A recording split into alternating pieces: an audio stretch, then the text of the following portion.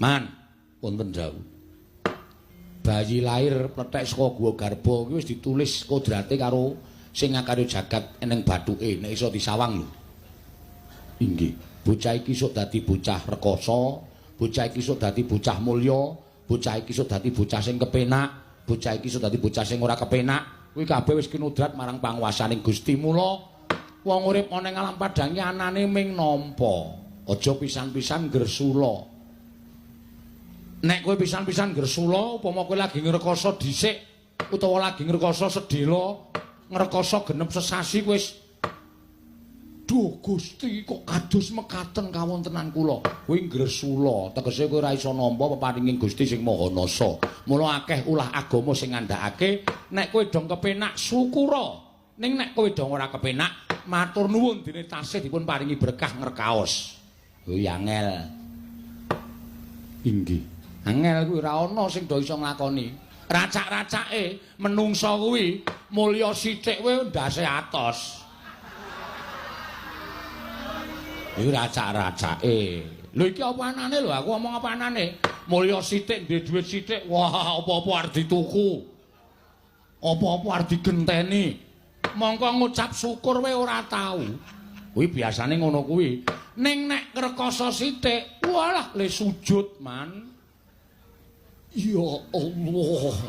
Nganti mbrebes mili. Ning nek kepenak lali kuwi watake menungsa. Inggih. Kula pitung-pitung leres. Lah iya, mulane aku omong apa anane. Dadi nek kowe diparingi umur dawa kuwi matur nuwun. Matur nuwun karo sing gawe jagat. Tegese kowe isih dipercaya urip ana ing alam padang. Ngono. Matur nuwun, aja pisan-pisan kowe terus ngarah. Aduh aku wis kesuwen urip matiku sok kapan lho. Terus sing tok takoni aku. Aku mau mula ngandhake nek iki nek ora ngati-ati iso njlomprongke aku. Terus sing tok takoni aku ora mulat karo kahanan. Ora tak petung, ora tok gelar, ora tak gulung. Dumene ngarepe cantrik pirang-pirang aku terus kumawasa kaya wong ngerti kaya wong pono. Mumpung didelokke cantrik pirang-pirang. Man, matimu dina iki, wanci iki kanthi cara ngene. Terus aku tak takon. Terus aku iki anggepe punakane sing gawe urip apa piye? Wah aku ki prunane sing gawe urip apa piye kok ngerti matimu ki? Wong mati uripe manungsa iku gumantung karo sing gawe jagat. Ngono. Mati uripe manungsa iku gumantung sing gawe urip. Menungsa mati ki ora iso dijangka kapan. Ana sing tenguk-tenguk langsung teksek ya ana. Akeh kuwi. Ana sing lagi mangan keselak. Ming keselak sak upa lho. Ning nek Gusti ngeparengake dadi dalan matine kuwi ya akeh. Ana sing lagi ngitung dhuwit terus mati ya ana. Ana kuwi ora kok. Keselak matane. Ya matane perlu dhuwit pirang-pirang terus gleleng to. Kuwi ana.